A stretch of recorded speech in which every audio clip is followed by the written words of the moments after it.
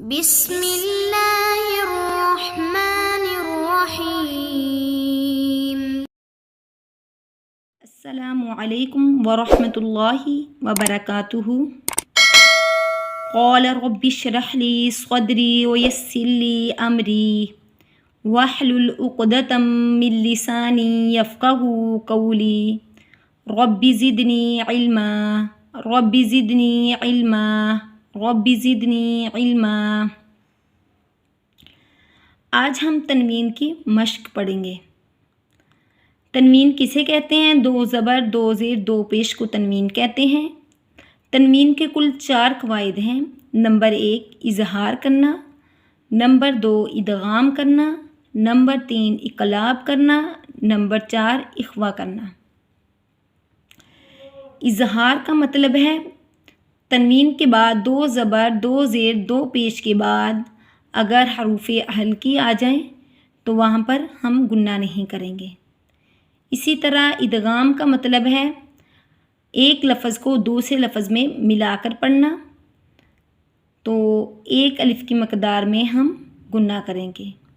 اسی طرح اقلاب کا مطلب ہے بدلنا، جب بھی تنوین کے بعد با آ جائے تو ہم اس کو میم میں بدل دیں گے۔ اسی طرح اخفا کا مطلب ہے ادھورا گنہ، نہ تو وہاں پہ ہم اظہار کریں گے اور نہ ادغام کریں گے، ادھورا گنہ ادا کریں گے۔ جیسا کہ یہ اعوذ باللہ من الشیطان الرجیم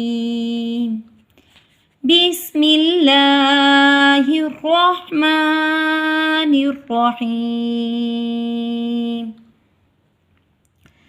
عجبا امانة عبثا حرجا مرحا۔ عین زبر آ، جیم زبر جا، عجا، بادو زبر بن، عجبن۔ حمزہ زبر آ، میم زبر ما، آما، نون زبر نا، آمانا، تا دو زبر تن، آمانتن۔ عین زبر آ، با زبر با، آبا، سا دو زبر سن، آباسن۔ حا زبر حا، را زبر را، حرا۔ جیم دو زبر جن، حراجن۔ میم زبر ما، را زبر را، مرا۔ حا دو زبر حن، مراحن۔ جیسا کہ عجبن 2 زبر کے بعد جب بھی الف آئے گا وہ لکھنے میں تو ہے لیکن ہم پڑھیں گے نہیں، ادا نہیں کریں گے۔ 2 زبر کے بعد حمزہ آ گیا ہے، اس وجہ سے ہم نے ادھر گنہ نہیں کیا، یہاں پر اظہار ہوا۔ 2 زبر کے بعد اگر حمزہ آ گیا تو وہاں پہ ہم گنہ نہیں کریں گے کیونکہ یہاں پر حروف ہلکی آ گیا۔ آمانتن دوبارہ 2 زبر کے بعد عین آ گیا ہے، اس وجہ سے یہاں پر ہم اظہار کر کے پڑھیں گے۔ عباسن 2 زبر کے بعد ہا آ گیا، اس وجہ سے ہم ادھر بھی اظہار کریں گے۔ حراجم مرحا 2 زبر کے بعد میم آ گیا، ادھر ہم ادغام کریں گے، ایک لفظ کو دوسرے لفظ میں ملا کر پڑھیں گے۔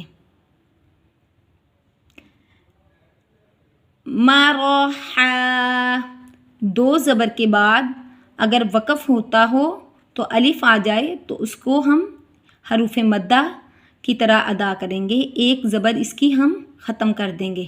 مرحا یہاں پر وقف بالابدال ہوا کیونکہ ہم نے اس کو خود بدلا ہے، ایک زبر ہم نے اس کی ختم کی ہے۔ اظہار ہوا، 2 زبر کے بعد حمزہ آ گیا، اظہار ہوا، دو زبر کے بعد عین آ گیا، اظہار ہوا، دو زبر کے بعد ہا آ گیا، ادغام ہوا، دو زبر کے بعد میم آ گیا، اور وقف بالابدال۔ آج کا سبق ہمارا ختم ہوا۔ السلام علیکم ورحمۃ اللہ وبرکاتہ۔